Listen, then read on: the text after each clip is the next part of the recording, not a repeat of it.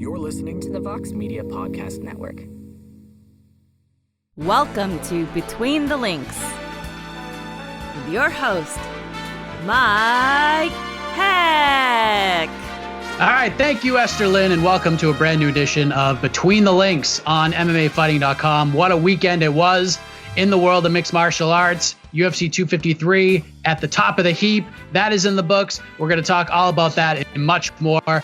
And we're not going to waste any time at all. Let's get into this matchup, which will determine the number one contender for Phoenix Carnivale's Between the Links title. First, let us introduce the former champion back this week, hoping to get his rematch with the current champion from MMAfighting.com, Mr. Jed Meshew. Jed, how are you, man? I love that you called it for the number one contender spot. This is not an interim belt. There are no interim titles here. And when I was a champion and you gave out an interim title, I was offended, particularly because you gave it out to a loser ne'er-do-well like that Jose Youngs. So I'm excited to be back, and I'm excited to try and talk trash to Boom from the safety of my computer screen and not to his face. So seems like a good plan. And that's what this show is all about, ladies and gentlemen. And as Jed stated, his opponent, a friend of the site, a multiple-time co-host of the A-Side Live Chat, former and soon-to-be future What the Heck guest, a current UFC bantamweight / featherweight contender, Brian Boom Kelleher joins the panel this week. How are you, my friend? Let's go, baby. I'm good. Business is booming as usual, and Jed is dead. It's funny. That was the first thing when I asked Brian to come on. I was like, you're going to go against Jed. And he said, what rhymes with Jed? And he goes, it's dead. So there you go, Jed. But keep that in mind. He's been waiting for that for about 24 hours now. But let's start with the star of the show on Saturday night in Abu Dhabi, Israel Adesanya. He puts away Paulo Costa in the second round, batters him with leg kicks, chipped away at his opponent until finally dropping him, mounting him, and just getting him out of there. One-sided beating from Adesanya. Brian, we're going to begin with you here. Before we get into the meat and potatoes of this all, what were your thoughts on Adesanya's performance in a fight many believed would be his toughest test in this division? Yeah, it was pretty flawless. I expected him to get tested a little bit more, but his pinpoint accuracy, his leg kicks early on took a toll on Costa, and he just never got set. He wasn't able to deliver any offense for Israel. So he pretty much had the perfect fight, which I don't think many people expected. I thought we were all looking forward to him getting challenged and, have Costa kind of come forward and throw some power on him. But it was amazing stuff, really technical. Everything was perfect. He set him up really nice with the leg kicks, the front snap kicks, the knee teep kick. So it was amazing. Jed, your thoughts on Izzy's performance on Saturday night before we dive into all of the fun stuff here? Look, Mike, you know me. I love to play armchair psychologist, and Paulo Costa was defeated before he stepped in the cage. Like I don't take anything away from Israel Adesanya, because that was obviously a great performance from him, but Costa did none of the things that he is known for doing. He provided no meaningful offense in the fight. He looked like he was trying to replicate Yoel Romero's game plan, which is a good idea because Yoel Romero is the true middleweight GOAT. But he couldn't do it effectively because he's not the same kind of athlete and counterfighter that Romero is. He just was target practice until he finally realized that he was getting beat up, tried to do something, and then just got annihilated. I thought it was a terrible, terrible fight from Costa. And now, in retrospect, all the stuff Adesanya said in the lead up, all the actions just start to make it seem like he had the measure of his man the whole way, that Costa being respectful in their meetup was just a sign of him knowing he was beat going in. And that's the big thing I take away from this, because Costa didn't look like a man who wanted to fight, and he got beat up as a result. Now, before we just to give you some context for those watching and listening right now, we have a general set of questions that we all go through before we get into the final round. So before we get into what this general question is, Jed, a lot of people have taken issue with how Israel Adesanya conducted himself after the fight with the twerking, I guess we'll go with. I guess we'll call it twerking. But, and then not only that, the words to Paulo Costa's coach that I'm not going to repeat here, and then the constant trolling on social media ever since the victory on Saturday night. So do you have an issue with this? Do you have an issue with how Adesanya has acted since the referee stopped the fight on Saturday? should something be done here? Should there be punishment involved? Like, what is your take on all this? Because something tells me you're fine with most of this stuff. Well, I mean, who is more about free speech than Dana White and the UFC? No, nothing should be done. This is asinine. Like, I wouldn't have done the things Israel Adesanya did, but I don't care at all that he did them. There's no problem with what he did, his actions or his words. Like, it's insane. I think that it's honestly, you should be a little bit expected considering everything Costa said leading up to this fight, the kind of latent homophobia he was sort of, dog whistling to in his tweets heading into this. And so to some extent, I think there's a really good, like, hey, eat your words here from the champ. But even if it wasn't, like, who gives a shit? Like, this is the only things that you should be stopped from saying are something like virulently racist or bigoted. Like, everything else is totally fine. Like, what you want to stop it? Don't get knocked out in two. And then that's it. Like, this is dumb. I can't believe we're talking about this in, not to belabor this point, but it really feels like a lot more people are upset about what Izzy did than about Colby Covington's words. And I'll let you kind of extrapolate the latent issues with that entire concept. Yeah, I mean, I get what you're saying, which is part of why we asked this question. Plus, we had a meeting earlier. I'm like, we should talk about this too. And I'm curious to get your perspective on this, Brian, because you are a fighter. You compete in that same octagon. You're a martial artist. What have you made of how Izzy celebrated his win? And if you were Paulo Costa, would you be pissed about it, or do you just have to suck it up and deal with it because of things that you said in the lead up here?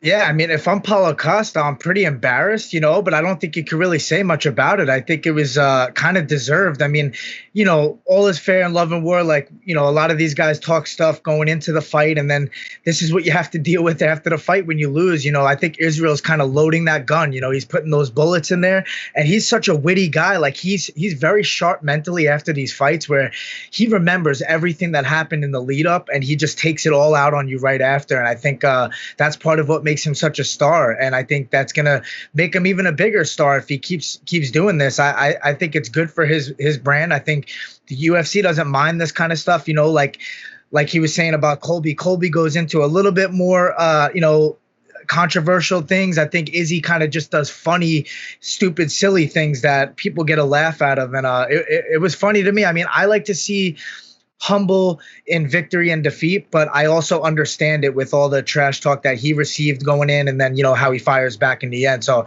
I have no issue with it. So let me throw this back to you, Mr. Kelleher, because Adesanya, undefeated, second title defense. He's constantly compared to Anderson Silva and the title reign that Anderson had. Silva, widely considered the greatest middleweight of all time. Some people say he's the greatest fighter that has ever stepped into the octagon. The dominance, the title defenses, etc.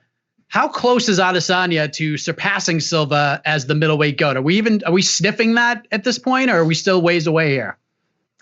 Yeah, I think we're a little bit ways away. I think Israel, he speaks English. He's a really witty guy. Like I said, he's got a great personality. I think that helps him a lot. That's probably going to catapult him a lot faster. But Silva's defended his title so many times, 10 times. So he's done a lot more work as a middleweight. I feel like I think Israel has a little bit of catching up to do as far as that goes. And also, the amount of finishes that Silva has had and stuff like that. But it's kind of hard to compare with, how the game's evolving and how the competition evolves as well. But I would say he has a little bit of ways to go. He's not there just yet.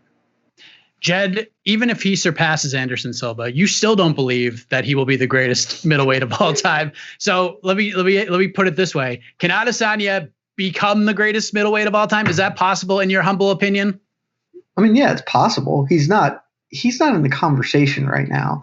And this is just the thing. The middleweight division is a little bit curious in the fact that there's Anderson Silva and there's everyone else. And because Anderson reigned for so long that there really hasn't been time for anybody else to be like the next best guy, right? It's really just him. And then everything else is whatever. The only other person that maybe Chris Weidman had a couple of defenses in there, but I mean, it's just Anderson. And so by that merit, Izzy's actually probably the second best middleweight of all time.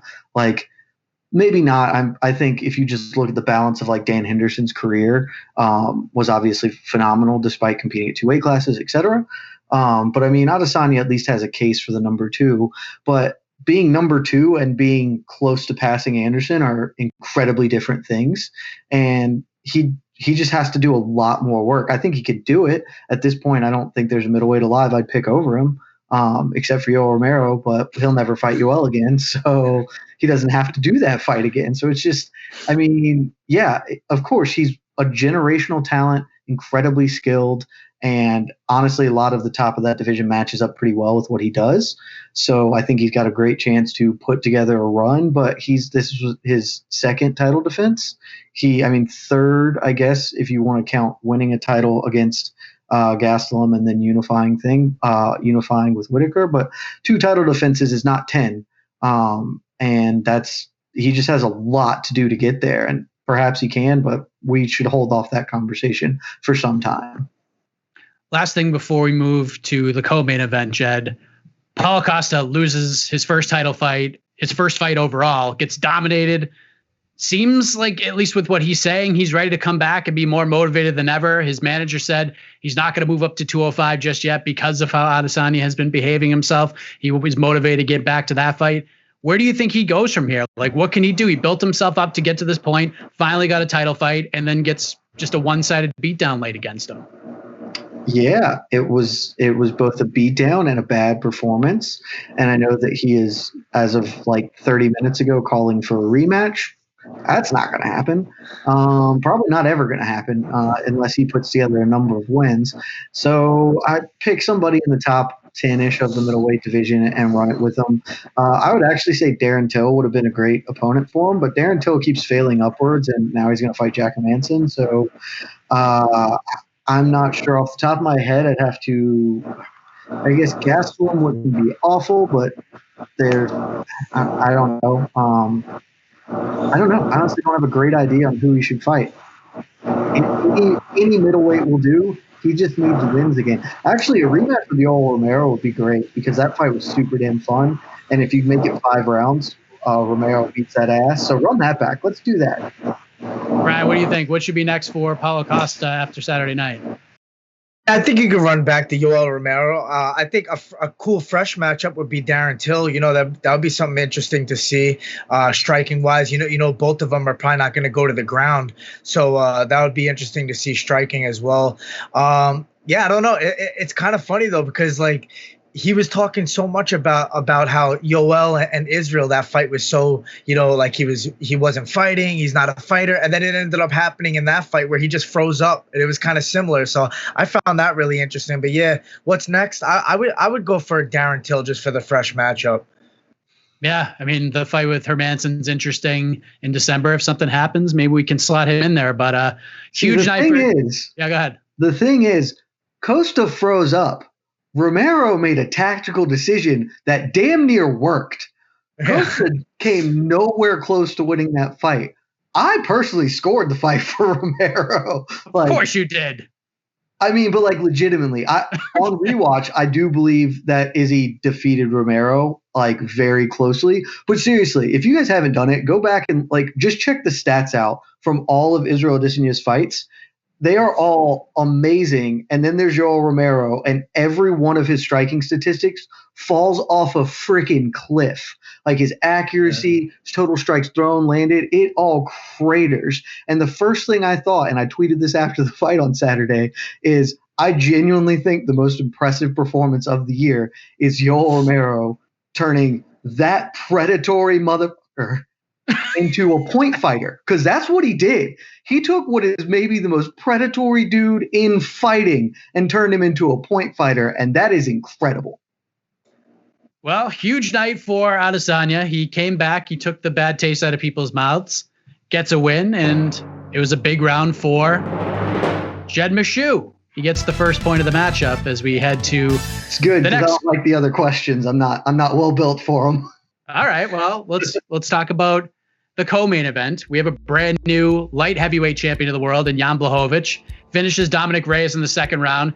Beautiful performance from Mr. Polish Power himself. came home earlier this week to a hero's welcome in Poland, which was amazing to see. But one of the big talking points heading into the fight, not just from Blachowicz, but from Reyes as well, is that essentially we're here to turn the page in this division. Jon Jones is gone. Don't ask me any Jon Jones questions. We don't want to hear about him anymore. Jan wins, and the first thing he does is call out Jon Jones. Like in the cage before Bruce Buffer says he's the new champion, he calls out Jon Jones. So Jed, we begin with you. Is this the right move for Blachowicz to make, in your opinion, to call out Jon Jones when you've been saying the entire time, let's get this division moving a little bit? No, I think you have to make it. I mean, there's a difference between needing to get the division moving and just being a realist. And realistically, everyone knows who Jon Jones is, that Jon Jones vacated the title. The UFC didn't stray away from that fact. And so Jan is in a situation where if he does the whole, I'm just not going to talk about a thing, which Dominic Reyes was like very focused on, I know, certainly, it takes a little bit of credibility away from him, frankly. It makes it look like, okay, well, he's just not trying to think about Jon Jones because Jon Jones could take the belt from him. But by just coming out and saying, I do want to fight Jon Jones. I would like to fight the guy who is the consensus best 205er in the world. I think you just have to do it because it also doesn't detract from what will be his next matchup, will be the winner of Thiago Santos, Glover Teixeira. If Jon decides to come back and really just show all the FOMO that he has, then great. That's a good fight now. I'm actually really interested in that fight following Tom Reyes beatdown. But if not, I don't think he loses anything by calling for it. And I think that's the thing you have to do. What do you think, Brian? Because again, we're trying to move this division forward. It's not like Jones was stripped of the title or anything. Jon Jones made the decision on his own to vacate the title and move up to heavyweight. So why bring his name up if that's what we're trying to do here? Was this a smart move on Jan's part, knowing that there's a good chance he doesn't get this fight, or was this a miss? Well, I don't think it was a miss, because Jon Jones hasn't technically went up to heavyweight yet. I know that's what he's saying he's going to do, but he likes to kind of play troll and get on Twitter. And he was saying what if I want to come back and take that belt real quick? Would that annoy you guys? And I thought that was kind of funny. And, we haven't seen that fight. That would be a fresh fight, and Reyes put up a really good fight against Jones and look what Jan just did to Reyes. So I think that makes it even more exciting. But I don't see that fight happening. It's a good move money-wise, too. If Jan wants to make the most money, you fight Jon Jones on pay-per-view. But I think they're going to go with the Santos. Who is he fighting again? What's his name? Teixeira. Yeah, Teixeira. I think they're going to go with the winner of that fight to see, who's next. And I don't mind that fight either because Santos he has a win over Jan in the past. So I think that would be a good revenge fight for him. So I don't think mentioning Jon Jones hurts him at all. There's always a potential. You never know what he's going to do. We haven't seen it yet. Plus, UFC 260, Jon versus Jan. That just sells itself. Yeah. Jed, let me go back to you because we brought this topic up about a month ago on the show, and the answer for you was Dominic Reyes was the best 205 pounder in the world now that Jon Jones was moving up to heavyweight. You've also been very high on the upcoming fight between Thiago Santos and Glover Teixeira to actually answer that question. So you started with Reyes, and then you went to that fight to determine who the best 205er in the world is. Now that this fight is over and Jan Blachowicz has the belt, is he not the best 205er in the world, or did people just overrate Dominic Reyes? Where are you at on this discussion now that UFC 253 is over and we have a champion crowned? Yeah, so I was wrong. That's just what it is. I think Dominic Reyes was the best 205er because he beat Jon Jones. The judges didn't give it to him, but I think a majority of people gave him that fight because I think that was – I believe he beat Jon Jones. I also thought Thiago Santos beat Jon Jones, but that was very close, whereas I thought the Reyes fight was fairly clear. And so by that nature, you kind of you are what your record says you are. And so I thought Dominic Reyes kind of deserved it. And so by those merits, him fighting Jan Blachowicz made sense to me, I guess, as the 205 crowning fight. But I didn't think Jan Blachowicz really deserved it because Jan Blachowicz's run at light heavyweight is only a 3-fight win streak. Corey Anderson is a good win, a split decision over Jacare Souza. It just didn't. And then knocking out Luke Rockhold is not 205 killer. So I just didn't think Jan was of the 4 people in that kind of little group. I thought Jan was the 4th as far as terms of merit, but then he went out and knocked Dom Reyes out. So he's the number 1 guy now. Like, I think a rematch with him and Teixeira probably may well go the same. Maybe it doesn't. And that's kind of one of the fun things. Like 205 is now really open because maybe Jan's just a bad matchup for Reyes. Maybe Teixeira's a bad matchup for him, but maybe Glover or Reyes or somebody else a bad matchup for Teixeira. It's now I can see a time coming where it was like a couple of years, right before John came, where the title changed hands a lot and things moved around, and that's always fun and pretty exciting, even if maybe it's not the best promotional tool. What do you think, Brad? Do you think Jan Blachowicz? This is a question we talked about in the post-fight show. Do you think Jan Blachowicz has the wherewithal and the ability to be the 205-pound champion for a long time, or do you think this is going to be kind of a short reign here?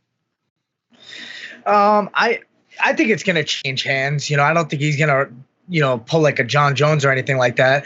I was going to say, I mean, if Santos beat John and Santos beat Jan, then Santos is the uncrowned champ right now, right?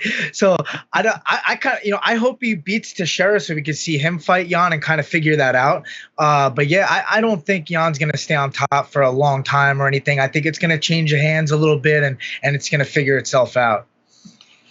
It's going to end up with Yuri Prochazka. Yeah. I think they should do Yuri versus Dominic Reyes. I think that's the fight to make. That's it. Oh, well, that's a pretty good one. Okay. I'm not going to say. I mean, the Alexander Rakic fight there, I think is good, but that's also not a bad one. Yeah, I think if Reyes won, it would have been Rakic versus Prochazka. But now that Reyes has lost 2 in a row, you got to do Yuri and see if he's really that guy. 1.5. I'd love to see it. He lost 1.5. 1.5.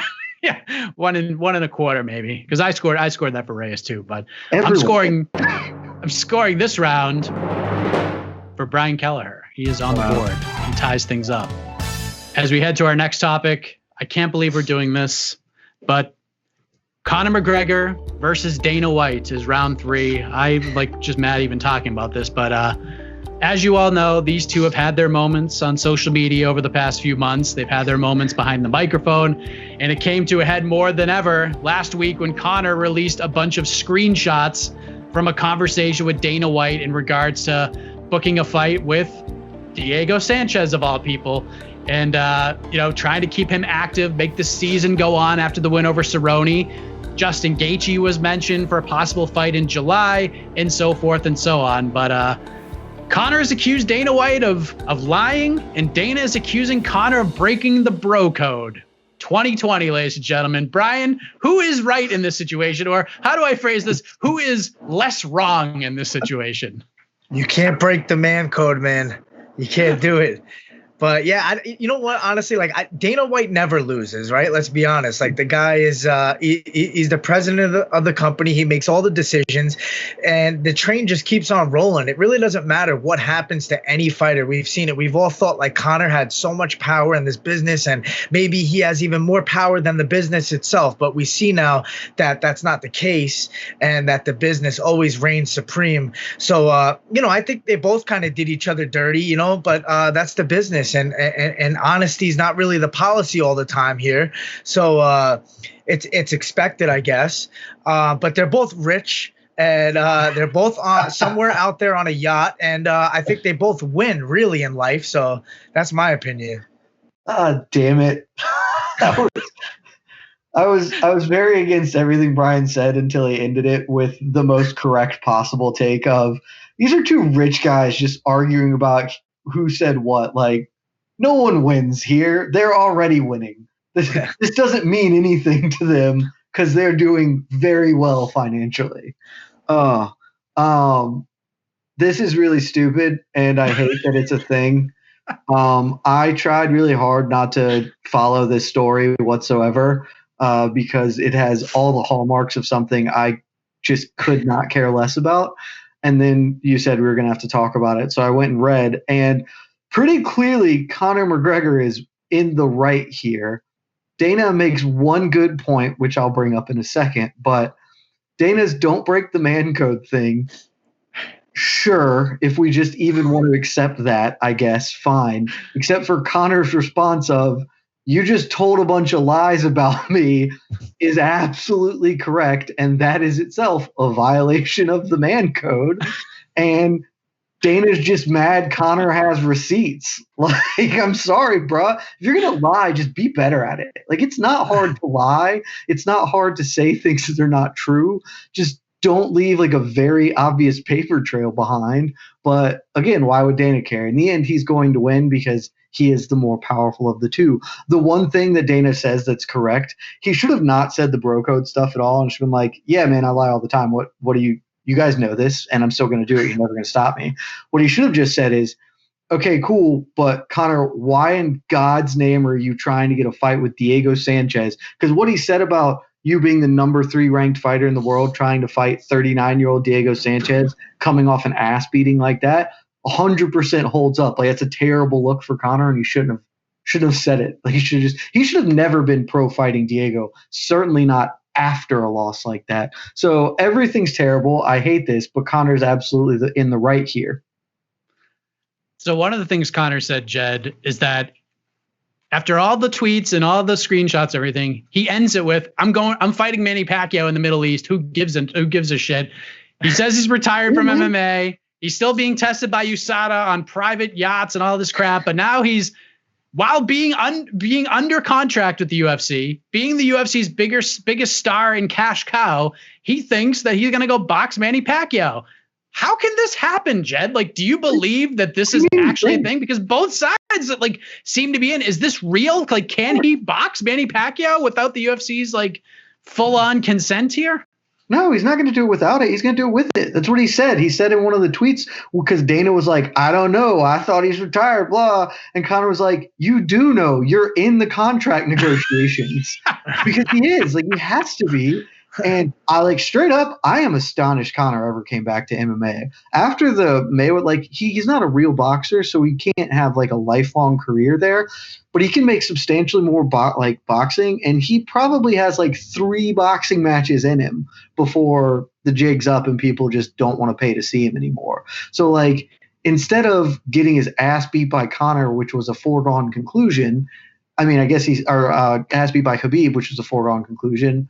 I mean, I guess he still got paid a lot of money, but like he can just box Manny Pacquiao. He can rematch Mayweather, and then he can really just take one last ass beating against somebody really good. Like pick one. I don't know, Lomachenko. You could Conor's bigger than Lomachenko, some shit like that. It'd be fine, and he can make $500 million doing that or whatever instead of making $50 million to fight Justin Gaethje in a bout that would be awesome and my pick for the greatest fight we could put together at this point, but will certainly cost him brain cells one way or another. So yeah, I'm stunned it hasn't happened sooner. And of course he's fighting Manny Pacquiao. Of course he's doing it.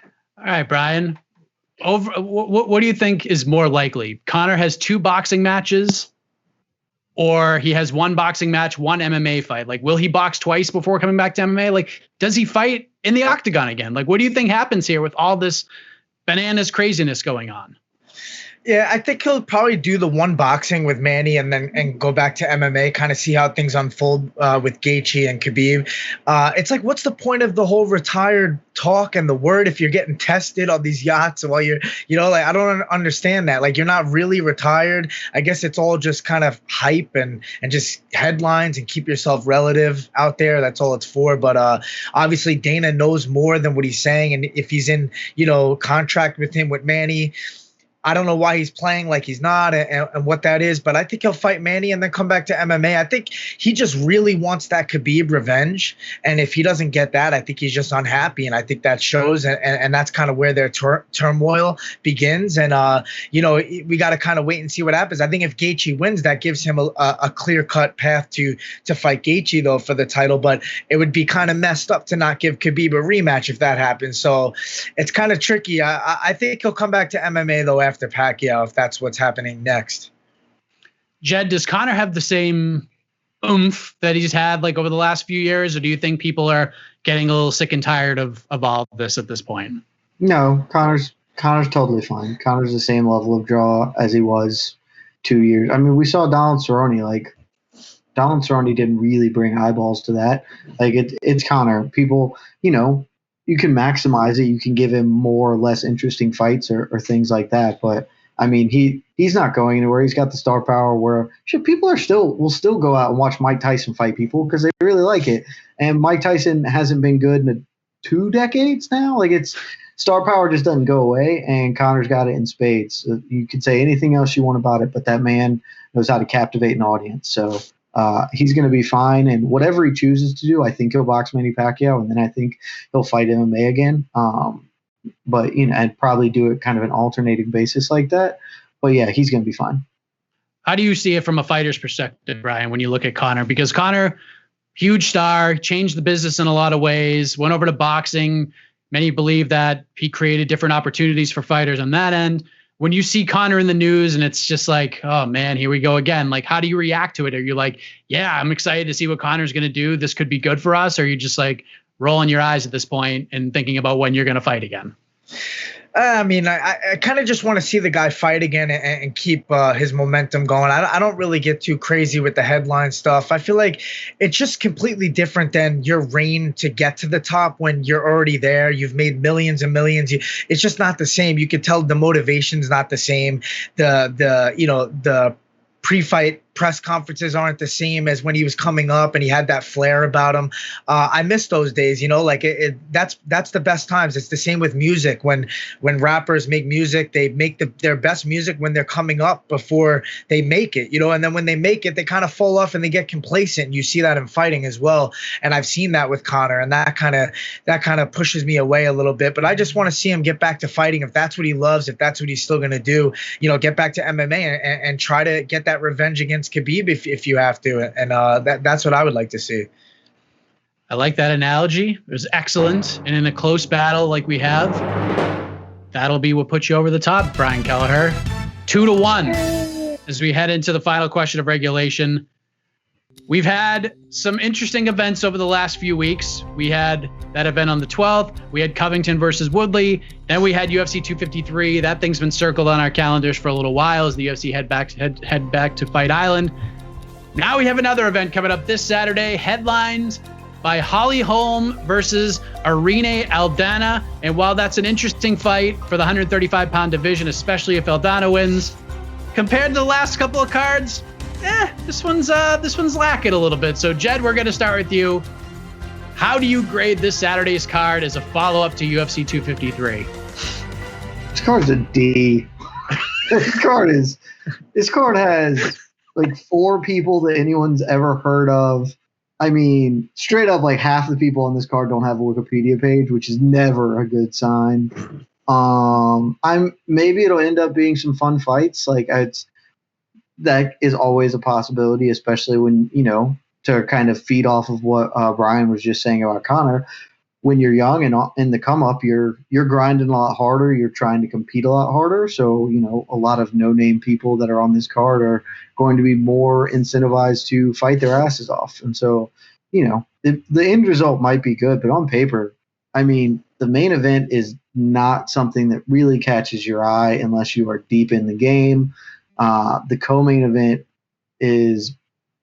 are like very similar in that regard. And then like straight up, the only other fight that anyone who outside of like hardcore MMA fans are going to have any idea what's going on is Carlos Condit, Court McGee. And that fight has a really high likelihood of depressing the shit out of me. So, it's just not, it's not a good card. It's fine, honestly, as sort of a palate cleanser from 253 because we had a big buildup, obviously, and this is just one of those things. We're going to have a lot more cards where a lot of them will be filled with people who have less names just because the UFC still has to put on like 36 events before the end of the year, so they're firing an event every week to get in their deadline. Brian, what do you think? Jed's giving it a D. When you look at this card from a fan's perspective on paper, how do you grade it right now? I'll give it a D plus just to throw a little bit more positivity into the mix. But I'm kind of with them, I just feel like since the pandemic started, the UFC's kind of just been rallying off fights that don't always make sense or aren't the biggest, significance behind them. And they're just kind of giving fights and different matchups that are kind of just surprising and not everything's making sense right now. It's just whoever wants to fight could fight pretty much. But yeah, I mean, coming after UFC 253, it's definitely not the best comparison or follow-up. And Holly Holm, Irene Aldana, we're looking for somebody that could possibly test Nunes at some point. And, Holly Holm's already lost to her, so there's really not much excitement, if she wins, unless she flat out knocks her out, crazy exciting finish or something. But there's just not much behind that, so it's hard to get really excited about this card. But it is young fighters that are on the come up, and that could make for exciting finishes. So you can't really say it's terrible until it's over. But as far as significance goes and name value and stuff like that, there's not really much to show. Jed, as Brian sort of alluded to, I mean, I honestly believe that Irene Aldana should be fighting for the title in her next fight anyways. I thought the knockout of Vieira was enough. We needed a fresh face. She was that and then some. And now she's going to fight Holly Holm. Most people expect Aldana to win this fight, but what if Holly Holm turns back the clock and beats Irene Aldana? What if this happens? Can she get another shot at the title? Can the UFC justify this? Because that's what she's going to want. Can they do it? If Holly Holm wins, just tear up the title. It doesn't. It's just crown Amanda Nunes champion in perpetuity, and we're just done. It's just Irene Aldana is at least a fresh face. At least is something different. Holm cannot defeat Amanda Nunes unless the birth of her child just makes Nunes fall off a cliff. That would be the only way. And Holly Holm, no. Holly Holm's 38 years old. No, she can't do it. That's the end. I'm sorry. Athletic careers have a cap, and I would assume that Holly Holm's is very, very near hers. She is a former UFC champion, probably a Hall of Famer, really good fighter, but she's won 3 of her last 10 fights or something insane like that. Hasn't really looked good, arguably since the Ronda Rousey knockout. I mean, the Blachowicz fight, I guess, looks good there, but it's also Blachowicz. So, I mean, it's just, if she wins, that's probably the worst case scenario for the UFC, frankly. And for the fans, because Irene Aldana is fun. That would be a fun, different look for Amanda Nunes. So fingers crossed for all our sakes that Irene Aldana does not, who she is actually, I believe, the betting underdog, but let's hope she comes through in this one. All right, Jed, let me ask you this, because we love when cards like this come around. We love asking this question. You gave the best sales pitch ever on Gerald Meerschaert versus Ed Herman as a sneaky fight. What's the one here? I still love that fight. I hope they make it. Even after Meerschaert got by Hamzat, I still love that fight. What's the one here? Oh, man. That is a tough call. I'm looking at the card now. Lomalubunmi Jinyu Frey is actually I probably should have included that in the list of fights that aren't notable or relevant, because that's at least in strawweight's just a really fun division, and so even any fight in there is probably going to be okay. Oh, let me just take a look here. Casey Kinney is not really that interesting. Oh man, it's tough. I mean, when in doubt, just go with the heavies. So Jorgen De Castro, Carlis Philippe, just swing them things, man. See what happens. Brian, what's your boom under the radar fight on this card that you're just oh man, this is gonna be crazy? I wouldn't even say fight, but I was just looking at the card too. I feel like Charles Jourdain is a guy that I find a lot of interest in. His fight against Feely was really exciting. It was really close, and Feely's, a top guy in that division. So I want to see how he rebounds in this fight. I feel like he has a lot of potential, and he can make a name for himself at featherweight. But I think other than that, I would say Juliana Pena versus Durandamy. I think especially if Pena wins, that gives a fresh, coat of paint for that division as someone who can potentially challenge for a title. Should be an interesting card. Go ahead, Jed. So this isn't a fun fight, but I was just thinking about it because it's not like I expect this to be really one-way traffic. But the Daquan Townsend, Dusko Todorovic. Todorovic is, I think, a Cage Warriors champion or former champion, and like an interesting prospect. And Daquan Townsend has a really cool nickname. Like the Tarantula is a pretty cool nickname. He's probably gonna get beat like pretty bad, but that's at least like there's an interesting side to that fight because Todorovic is like at least an interesting prospect worth taking a gander at, seeing how he's gonna. It's got to be his UFC debut. I'm almost certain it's his UFC debut. Yeah, he was on the Contender Series. He was supposed to fight John Phillips. Yeah, that's right. 14 times. Yeah, the John Phillips fight fell through like 700 times. So, yeah, I mean, he's making his UFC debut and a guy with some fashion of a pedigree. I guess that's probably the most interesting outside of the name fights. Todorovic's injury may have been the most significant of 2020 because without him withdrawing from that fight, there would be no Khamzat Chimaev to start that train. Well, think about that. We're all lucky for it. 2020's fighter of the year right there. Poor Dusko. He's like, man, all I had to do was just fight John Phillips and I could have been this. I could have been Khamzat right now. Give him a title fight just for that. Yes, give him the title fight. If he beats Daquan Townsend, just give him the title fight. So speaking of, well, this isn't a title fight, contender fight, so to speak. We're going to the final question. Jed Meshew has evened up the odds. So this is what we're going to do because we have no champion. This is the final question. As you know, this is the knockout round. One question will decide it all.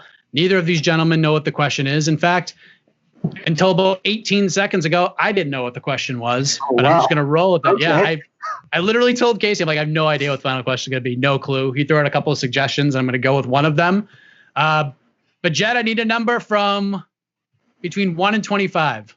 8. Mr. Boom? 19. 16 is the correct answer. So Brian, because this is not the Price is Right, it's close to the number. Do you want to answer this question first, or would you like to go second? I'll go first. All right. Okay. He's going first. Normally this does not taking pay the off, momentum. but I like it. I like it. So here's the question. All right. You are a fighter, but you're a fan. You're an analyst, so to speak, as well. So let's talk about this.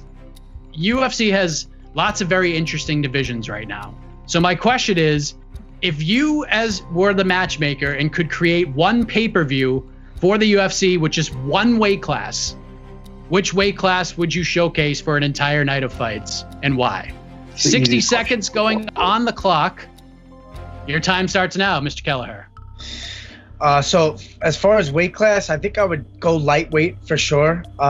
You got so much in that weight class, so many top guys, finishers. They got speed, they got power, they got it all. Gaethje, Khabib, Ferguson, Poirier, Hooker.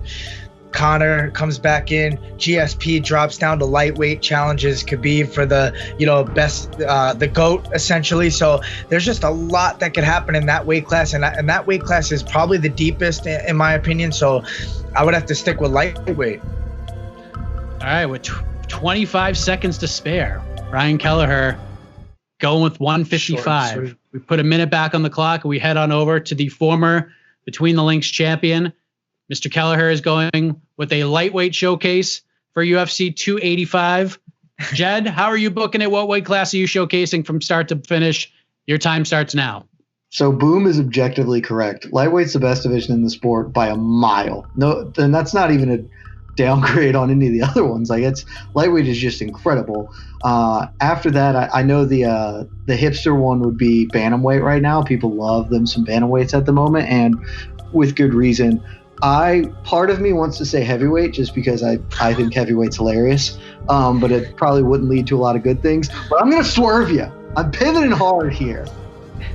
Women's featherweight, because it's not a division. It doesn't exist. It doesn't even have rankings on the UFC.com rankings page.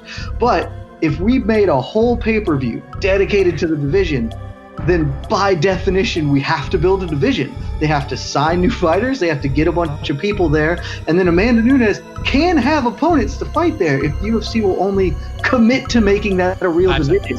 So put every 145er you can find in the world in that and build us a division. Interesting. I like it. We saw this from two different angles. That was a beautiful answer from both competitors. Creative. Yes. So let us head on over to the man, the judge, E. Casey Leiden. You've heard the arguments, Casey. You see the crystal. You see Jed's smile. How do you rule, sir? Lightweight, women's featherweight. Wow. All right. I've made my decision. I have oat milk in here.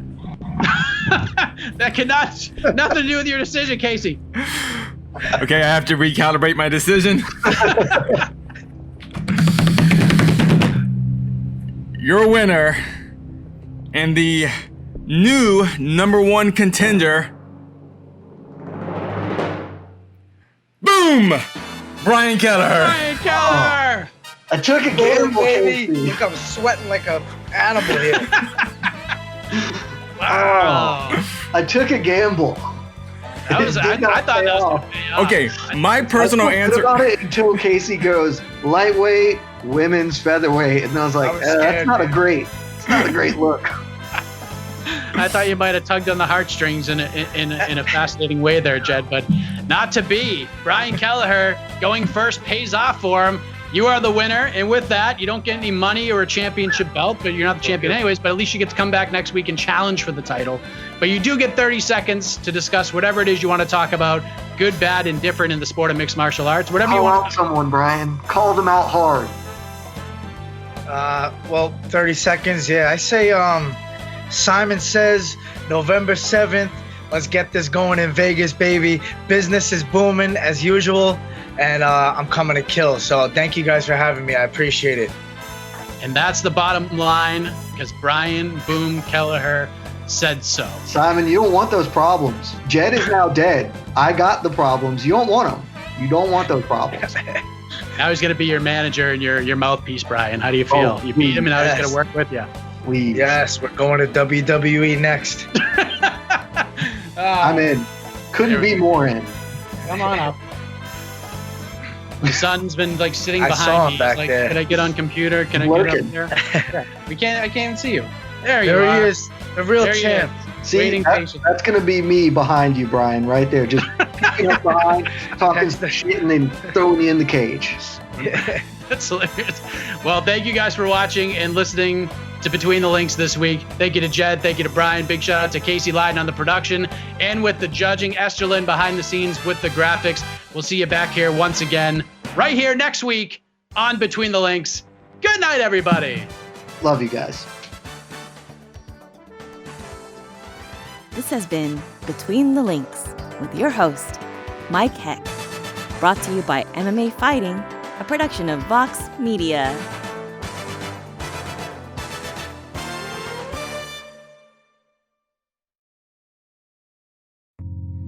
You're listening to the Vox Media Podcast Network.